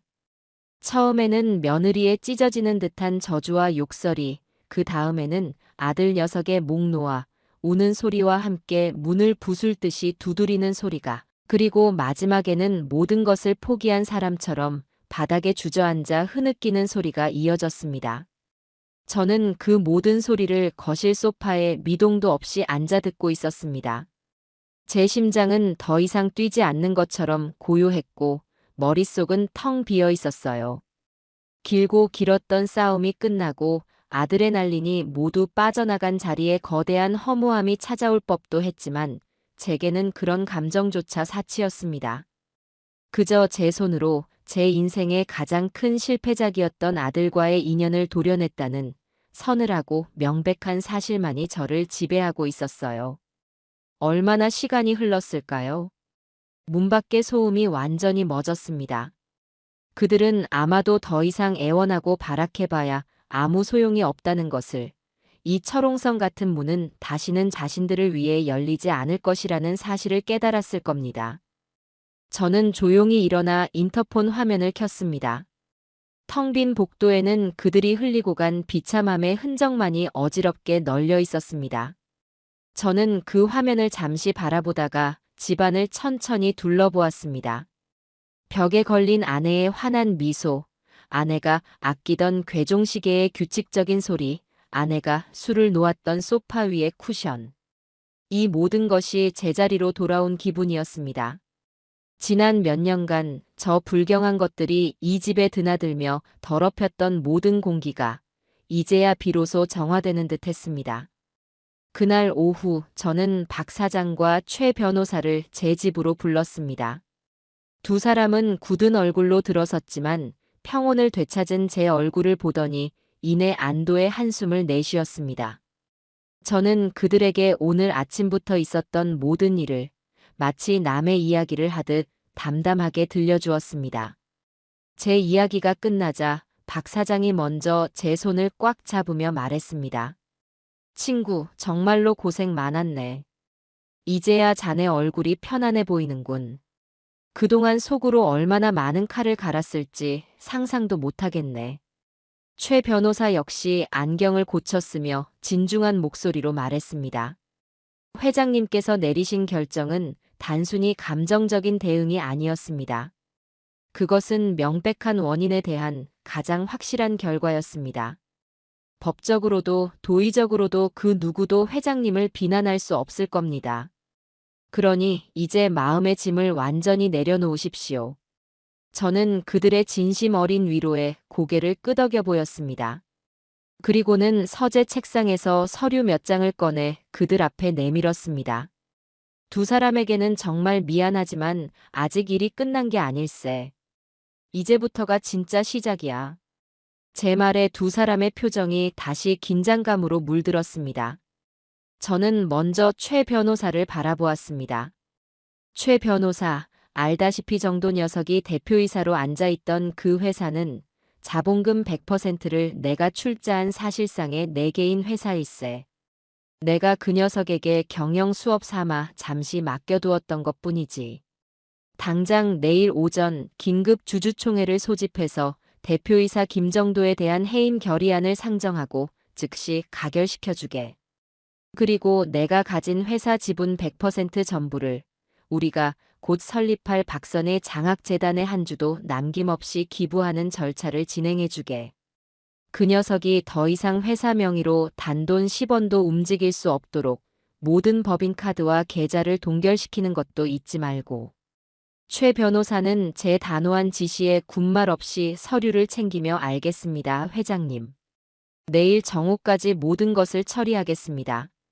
라고 대답했습니다. 그리고 저는 박 사장에게 시선을 돌렸습니다. 박 사장, 자네에게는 더 어려운 부탁을 해야겠네. 자네의 정보망을 총동원해서 내 아들 김정도와 며느리 오나희, 이 두 사람의 이름이 서울 시내 모든 부동산 중개업소에 공유되도록 해주게. 일종의 블랙리스트를 만드는 걸세. 그들이 자신들의 이름으로는 정상적인 방법으로 집을 구하는 것이 불가능하도록 만들어야 하네. 전세든 월세든 심지어 단기 임대차 계약조차 맺지 못하도록 철저하게 막아주었으면 하네. 제 부탁의 의미를 즉시 알아차린 박 사장은 비릿한 미소를 지으며 대답했습니다. 걱정 말게, 친구. 이 바닥에서 한번 낙인이 찍히면 발 뻗고 잘 방 한 칸 구하기가 얼마나 힘든지 내가 뼈저리게 느끼게 해주겠네. 아마 그들은 자기들 이름 앞에 김판석 회장님의 자제분이라는 수식어가 얼마나 대단한 것이었는지 곧 깨닫게 될 걸세. 제 계획은 그들을 단순히 거리로 내쫓는 것에서 그치지 않았습니다. 저는 그들이 제 이름과 제 돈이라는 울타리 안에서 당연하게 누려왔던 모든 사회적 기반과 경제적 네트워크를 뿌리째 뽑아버릴 작정이었습니다. 스스로의 능력과 노력으로는 아무것도 이룰 수 없는 온실 속 화초들이 비바람 몰아치는 광야에 내던져졌을 때 얼마나 처참하게 시들어가는지를 똑똑히 보여주고 싶었습니다. 그것만이 그들이 자신들의 죄의 무게를 온전히 깨닫게 할 유일한 방법이었습니다. 그날 이후 저는 제 집에서 한 발짝도 나가지 않고 마치 거미줄을 쳐놓고 먹잇감을 기다리는 거미처럼 그들의 처절한 몰락 과정을 하나하나 전해 들었습니다. 첫 번째 소식은 박 사장에게서 왔습니다. 그날 맨몸으로 쫓겨난 아들 내외는 가장 먼저 강남의 최고급 호텔로 향했다고 합니다. 남은 10억 원이라는 돈이 그들에게는 마지막 동아줄이었을 테니 일단 편안한 곳에서 며칠 머물며 앞으로의 대책을 세우려 했겠지요. 하지만 그들의 마지막 자존심마저 호텔 로비에서 산산조각 났습니다. 제가 미리 손을 써둔 덕분에 제 명의로 발급되었던 모든 가족 카드는 물론이고 아들 녀석의 개인 카드까지 전부 정지된 상태였습니다. 하룻밤에 수백만 원을 호가하는 스위트룸 앞에서 카드 승인이 거절당하고 주변 사람들의 비웃음 섞인 시선을 받으며 돌아서야 했던 그들의 심정은 어땠을까요? 결국 그들이 찾아간 곳은 화려한 도시의 불빛이 닿지 않는 외곽의 허름하고 낡은 모텔이었습니다. 박 사장이 일부러 사람을 시켜 확인해 본 바에 따르면 금방이라도 무너질 듯한 그곳에서 두 사람은 며칠 동안 밖으로 나오지도 않고 술만 마셨다고 합니다. 창문 너머로 밤새도록 서로를 향한 고성과 비난이 오고 갔다는 모텔 주인의 증언과 함께요. 다음 날 아들 녀석의 세상은 또 한 번 무너져 내렸습니다. 최 변호사의 보고는 아주 간결하고 정확했습니다. 그 녀석은 아무것도 모른 채 어제까지 자기가 몰던 번쩍이는 스포츠카를 타고 회사로 향했지만 정문에서부터 제게 충성을 맹세한 경비팀장에게 가로막혔습니다. 자신이 이 회사의 대표라며 고함을 치던 녀석 앞에 최 변호사가 나타나 대표이사 해임 통보서와 함께 회사 자산의 재단 기부 증서를 보여주었을 때 녀석은 그 자리에 그대로 주저앉아 버렸다고 합니다. 자신의 왕국이라고 굳게 믿었던 모든 것이 사실은 아버지가 잠시 빌려준 장난 감성에 불과했다는 사실을 깨달은 순간이었죠. 엎친 데 덮친 격으로 녀석의 휴대전화는 불이 나기 시작했습니다. 제가 직접 전화를 걸어 지원을 끊겠다고 통보한 주요 거래처들로부터 계약 해지 통보와 함께 그동안 녀석의 허세를 믿고 투자했던 투자금에 대한 반환 요구가 빗발쳤습니다. 은행에서는 대출금의 즉시 상환을 요구하는 독촉장이 날아왔습니다. 김판석의 아들이라는 마법의 주문이 사라지자 김정도라는 개인은 이 냉혹한 비즈니스 세계에서 아무런 힘도 없는 허수아비에 불과했습니다. 그들의 유일한 희망이었던 10억 원의 퇴직금은 마치 모래성처럼 허무하게 녹아내렸습니다. 며느리는 당장 현금이 급해지자 유럽에서 사들였던 명품들을 중고 장터에 내놓았지만 이미 그들 부부에 대한 악소문이 파다하게 퍼진 뒤라 죗값을 받을 리 만무했습니다. 오히려 사람들은 그녀가 내놓은 물건들을 조롱하며 헐값에 후려쳤고 그녀의 자존심 역시 그 가격표와 함께 너덜너덜해졌습니다. 아들 녀석 역시 눈물을 머금고 자신의 분신과도 같았던 스포츠카를 헐값에 중고차 시장에 넘겨야 했습니다. 그렇게 그들의 화려하고 아름다웠던 허상의 성은 불과 며칠 만에 처참한 폐허로 변해버렸습니다. 그들은 더 이상 강남의 상류층이 아니었습니다. 그저 얼마 남지 않은 돈을 손에 쥔 채 내일의 희망 없이 하루하루를 버텨내야 하는 도시의 수많은 패배자 중 하나로 전락하고 만 것입니다. 그리고 그것은 아직 본격적인 지옥의 시작도 아니었습니다. 진짜 지옥은 이제부터 그들 스스로가 만들어갈 것이기 때문이었습니다. 인간이 추락하는 데에는 날개가 없지만 그 속도는 빛보다 빠르다는 말이 있습니다. 아들과 며느리는 바로 그 말을 온몸으로 증명하고 있었어요. 제가 만들어 놓은 거대한 진공 상태 속에서 그들은 스스로의 무게를 이기지 못하고 끝이 보이지 않는 나락으로 처절하게 떨어져 내리고 있었습니다.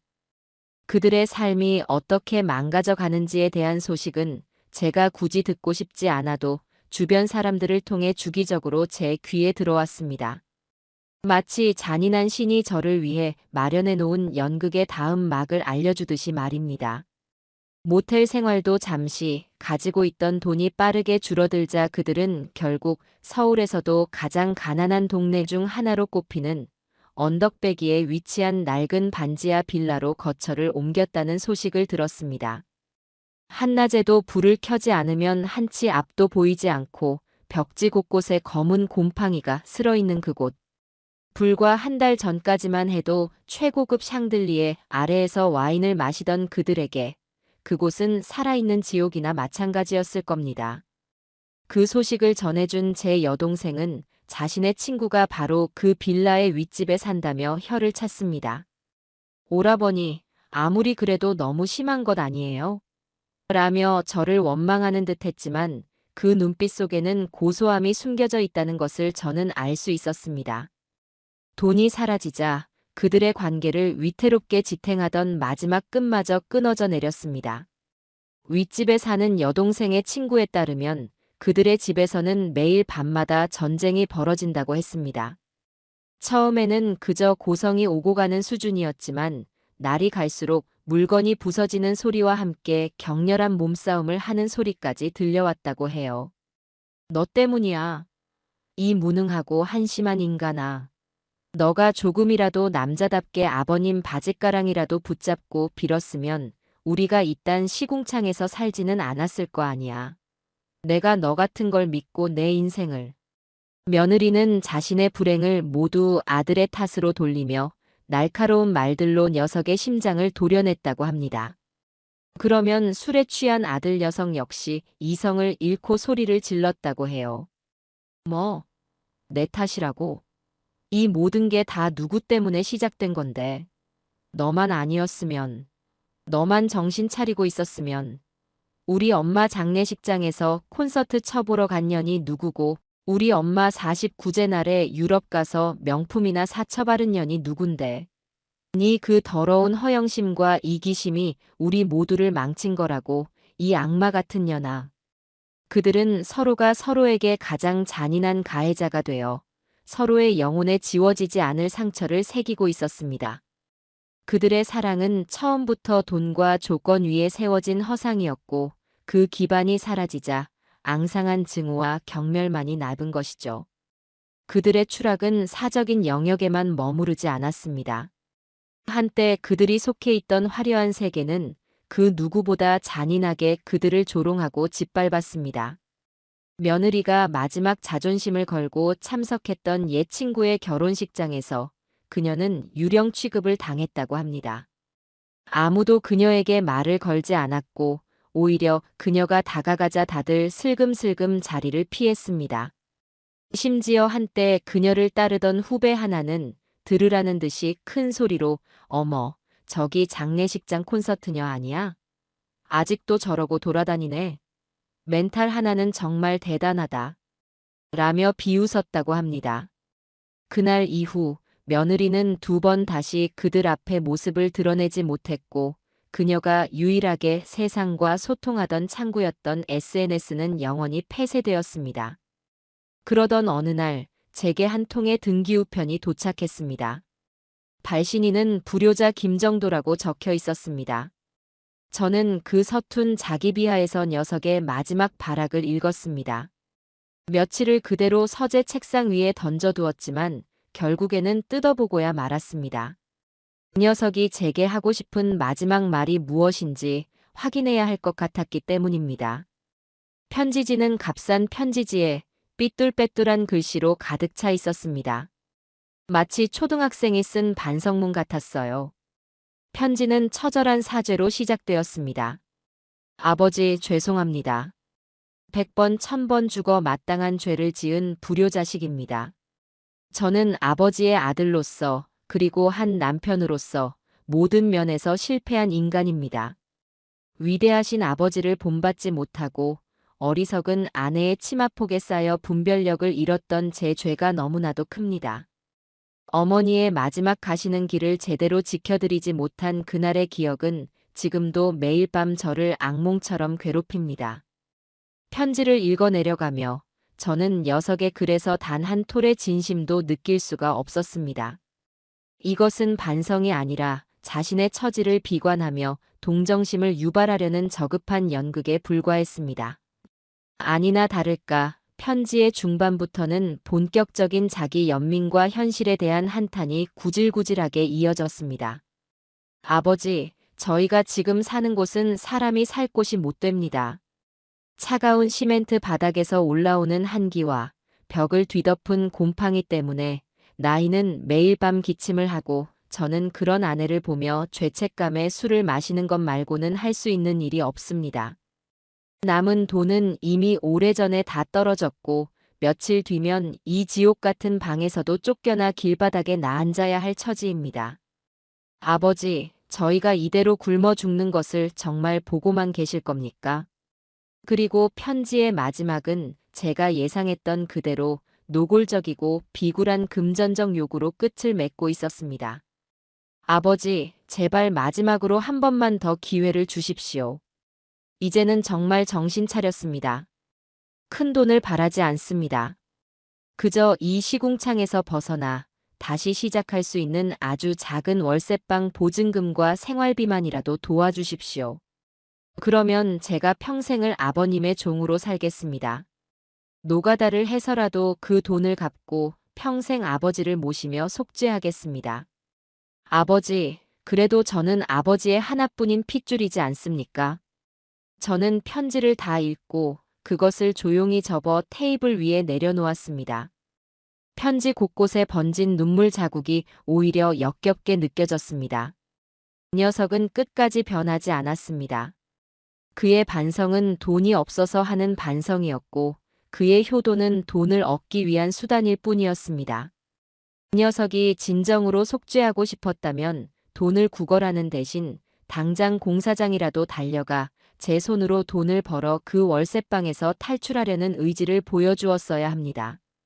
하지만 녀석은 끝까지 가장 쉬운 길, 아버지를 이용하는 길을 택한 것입니다.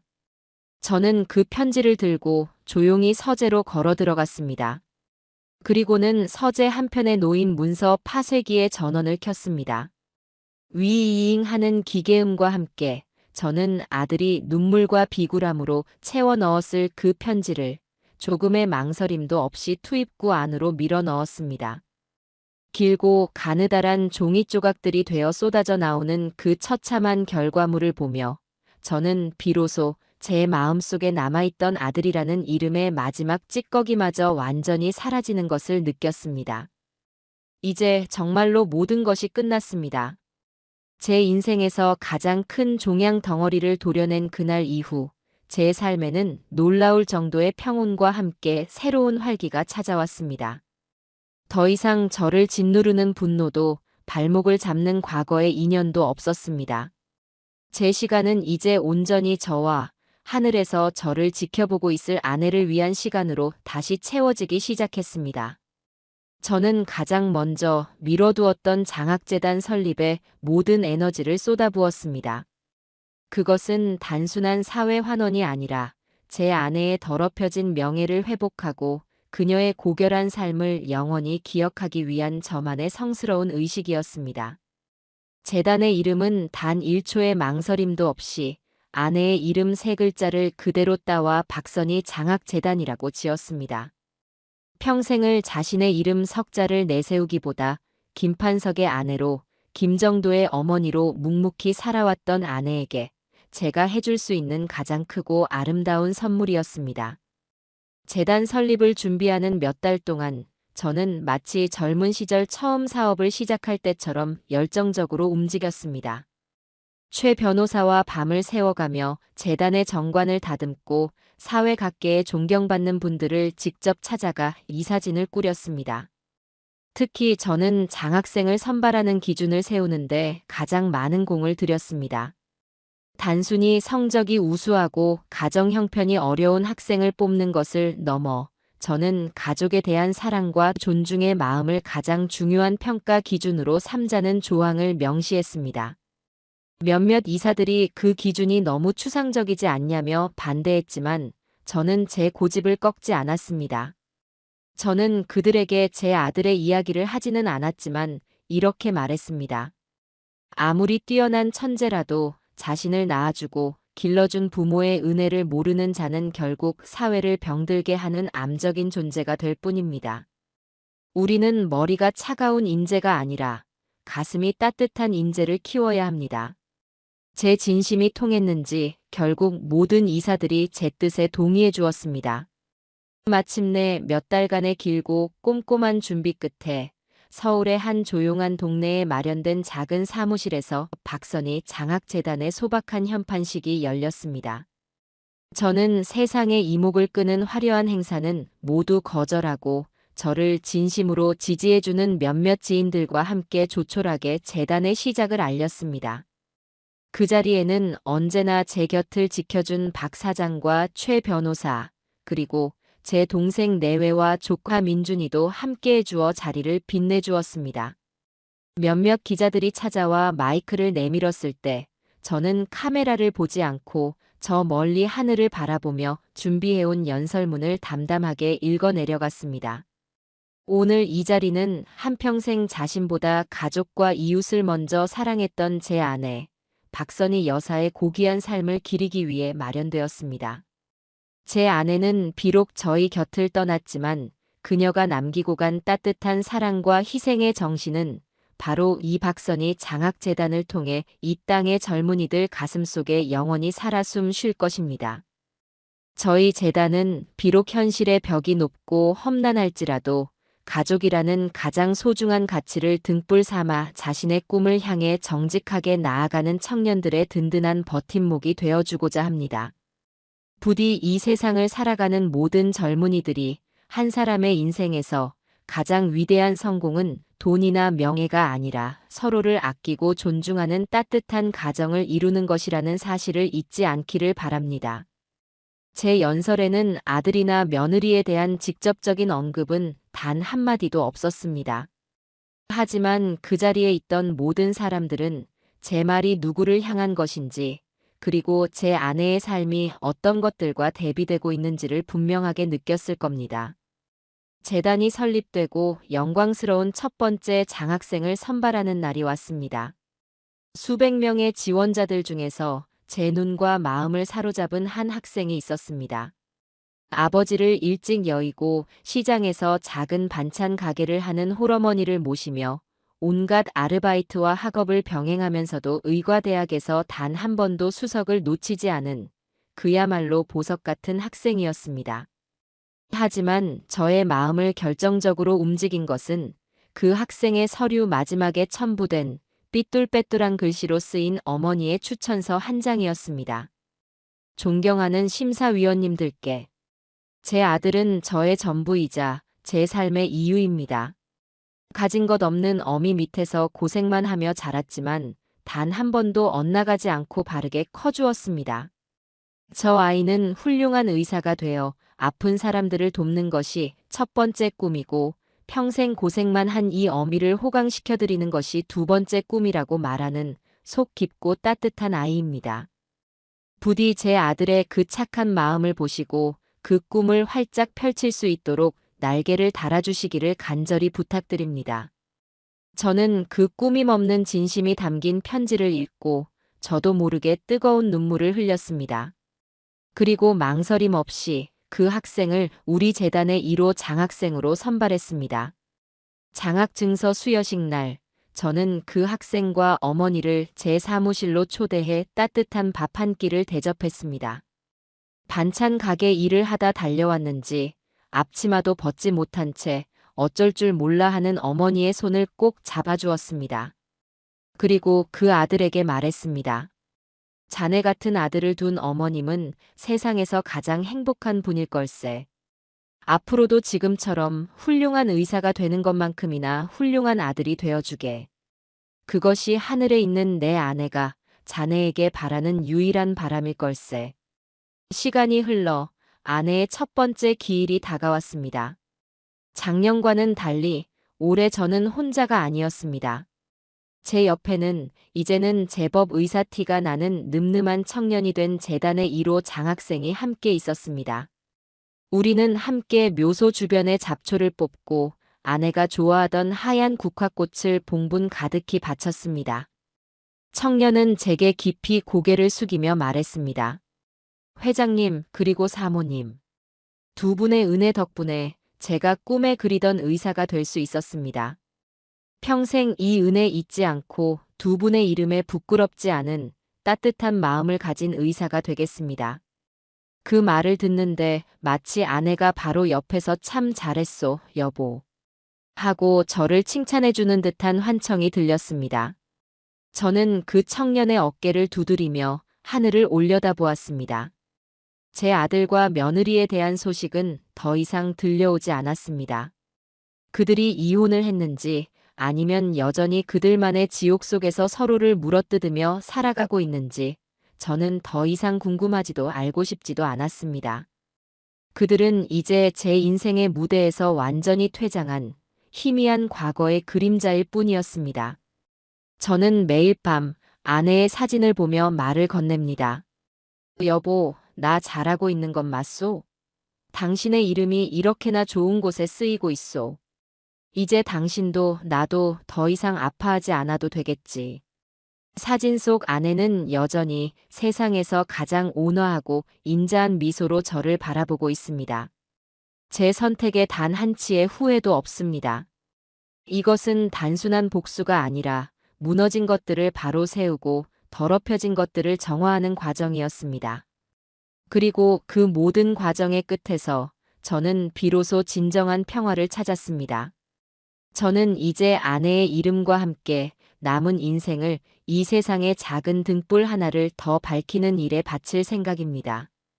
그것이 하늘에 있는 아내에 대한 제 가장 깊고 영원한 사랑의 표현이자 남겨진 자로서 제가 묵묵히 걸어가야 할 유일하고도 영광스러운 길일 테니까요.